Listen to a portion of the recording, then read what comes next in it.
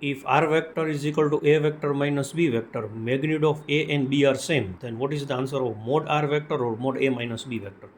Mod r or mod a minus b is equal to square root a square plus b square minus 2ab cos theta. Now substitute here b is equal to a, then s square plus s square is 2s square minus 2a into a is s square, so 2s square cos theta.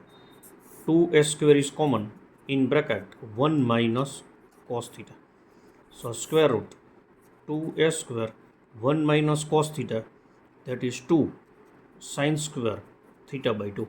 Now take the square root, then answer is 2a sin theta by 2. If theta is 0 degree, then mod a minus b is 0 because sin 0 is 0.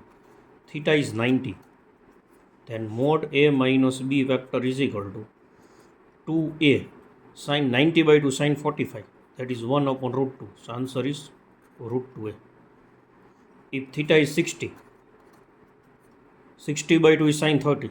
So mod a minus b is equal to 2a sin 30. So 2a into 1 by 2. So answer is A. Thank you.